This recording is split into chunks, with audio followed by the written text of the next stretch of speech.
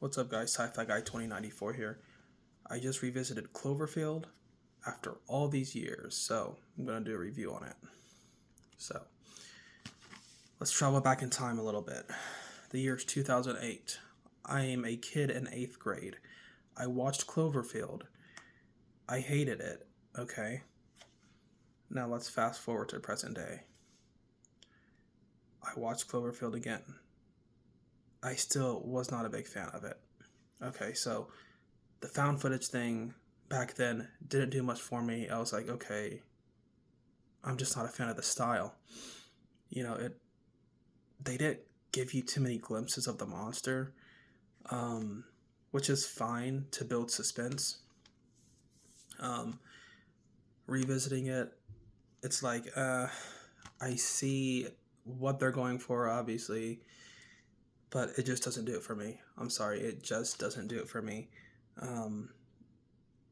It was kind of like a first time watch because the only thing I remember from this film is I remember that I didn't really like it because it was like found footage. So, upon revisiting this film, yeah, I have to say I'm still not a big fan. I know there are some people that are fans of Cloverfield. Personally, I didn't like it.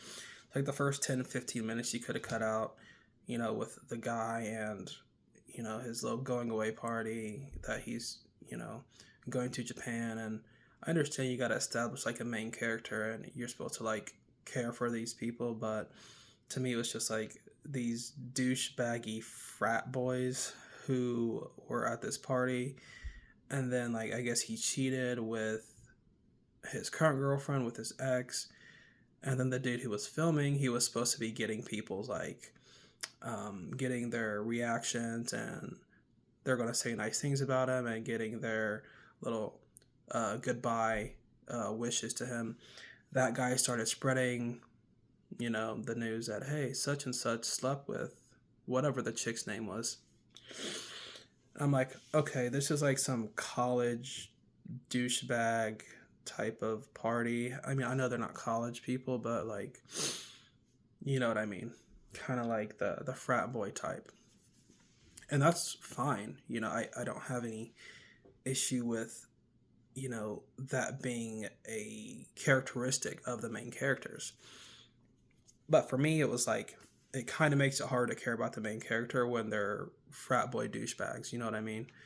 And so when the monster came and the army and the military came and stuff started going down, I was like, okay, these characters are already annoying. I already don't care about them. So their journey trying to leave the city is like, I'm not really that invested in it, to be honest. So I gotta say, Cloverfield was not for me, even after revisiting this film after all these years. Now, the other two films, it's a different story, especially 10 Cloverfield Lane. So, I've watched that one probably twice, and I need to do a review for it. So, anyway, stay tuned for that review.